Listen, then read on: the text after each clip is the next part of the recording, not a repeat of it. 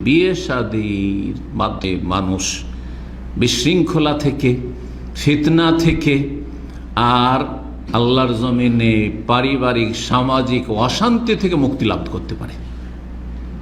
বিপর্যয়, অশান্তি, বিশৃঙ্খল জীবন থেকে মুক্তি লাভ করতে পারে। এই মর্মে হাদিস রয়েছে, রাসূলুল্লাহ বলছে, ইযা খাতাবা ইলাইকুম মান তারদাউনা দীনাহু ওয়া খুলুকাহু ফাযাওওয়িজুহু। তোমাদের কাছে যদি প্রস্তাব নিয়ে আসে এমন কোন ছেলে যার দিনটা খুব পছন্দনীয়, মানে দিনদার ধার্মিক ছেলে, ভালো করে শুনেন। এক নম্বর হচ্ছে দিনদার ধার্মিক ছেলে, ওয়া খুলুকাহু, দুই নম্বর হচ্ছে যে তার চরিত্র ভালো। তাহলে শুধু এই বাহ্যিক দিনদারি যথেষ্ট না ভালো ছেলে হওয়ার জন্য, ভালো স্বামী হওয়ার জন্য, ভালো পুরুষ বাহ্যিক দিনদারি যথেষ্ট না, সহি আকীদা যথেষ্ট নয়, সহি মানহাজ যথেষ্ট নয়, আর একেবারে মুসল্লি তাহাজ্জুদ গুজার এটাও যথেষ্ট নয়। অবশ্যই জরুরি যে 5 ওয়াক্ত ফরজ সালাত হইতে হবে, হ্যাঁ, দিনদার হইতে হবে, ফরজ ওয়াজিব আদায় করতে হবে, আকীদা সহি হইতে হবে, এগুলো অবশ্যই জরুরি, কিন্তু এটা যথেষ্ট না। এটা হচ্ছে দিন, তার সাথে দিনের একটা গুরুত্বপূর্ণ অংশ যেটা না থাকলে বিবাহ করে ফেঁসে যাবেন। হ্যাঁ, একজন পুরুষ একজন মেয়েকে বিয়ে করে ফেঁসে যাবেন, আর একজন মেয়ে একজন পুরুষের সাথে বিবাহ করে ফেঁসে যাবেন যদি ওইটা না থাকে। সেটা হচ্ছে অখলক, তার চরিত্র। নামাজ টামাজ সব ঠিক আছে, দাড়ি ঠিক আছে, বোঝা গেছে, আর জিকির আজকার তসবিহ তাহলিল সব ঠিক আছে, মাশাআল্লাহ, সোমবার বৃহস্পতিবার রোজাও ঠিক আছে, সব ঠিক আছে, ফরজ নফলের শেষ নাই, কিন্তু চরিত্র এত খারাপ, এত খারাপ, কঠিন ব্যাপার তার সাথে বাস করা। খবরদার এরকম খারাপের সাথে বিয়ে দিও না। যদি পছন্দনীয়, তার যাও না, পছন্দনীয় হয় দিন এবং আখলাক চরিত্র। আখলাক চরিত্র বুঝছে, ভালো চরিত্র কাকে বলা হয়, সময় নেই যে ভেঙে ভেঙে বলবো, সোজা কথা, যেই আচরণটা আপনার পছন্দ লাগে যে অন্য কেউ আপনার সাথে করুক, সেটা অন্যের সাথে করবে না।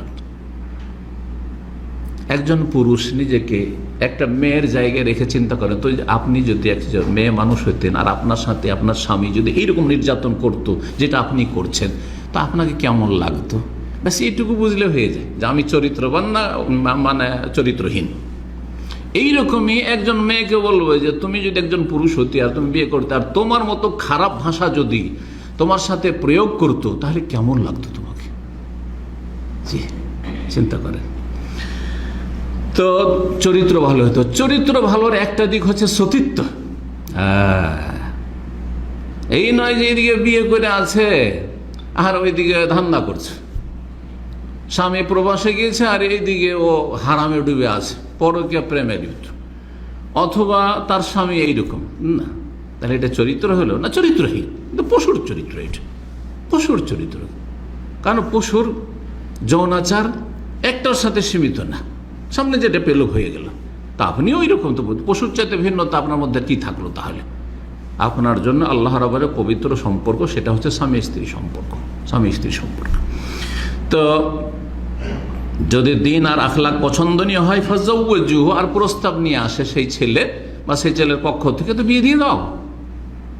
ফাযাওওয়িজুহু ইল্লা তাফআলু, যদি ভালো ছেলে পেলে, দিন ভালো, আকীদা ভালো, চরিত্র ভালো, সব ভালো, তারপরে বিয়ে দিলে না কিসের জন্য? যে পয়সা নাই সেই জন্য, অথবা প্রবাসে থাকে সেই জন্য, হ্যাঁ, চাকরি নাই, বেকার হয়েছে সেই জন্য, ঠিক আছে, বিভিন্ন কারণগুলোতে এরকম কিন্তু অনেকে বিয়ে দিতে চায় না।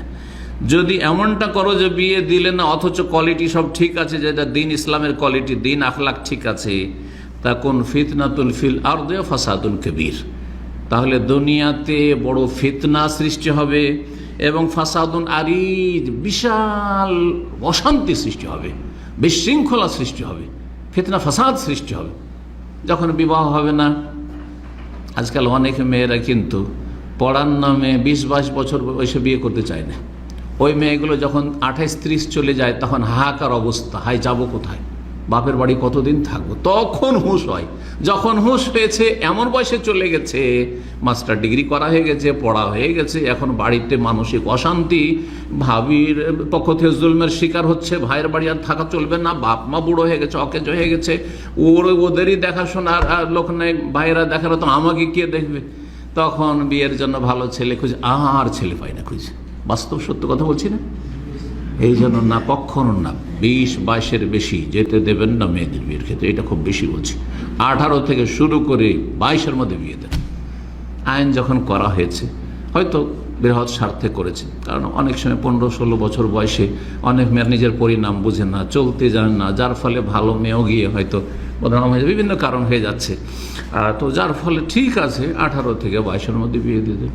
আর এদিকে বয়স বেড়ে চলে যাচ্ছে, না না না আমার মেয়ে পড়াশোনা করছে, না আমার বোন পড়াশোনা করছে, আচ্ছা লেখাপড়াটা কমপ্লিট হোক না, খবরদার। অথচ ভালো ছেলে পাচ্ছেন, সামনে দিয়ে চলে যাচ্ছে, আর আপনি ইগনোর করছেন, উপেক্ষা করছেন।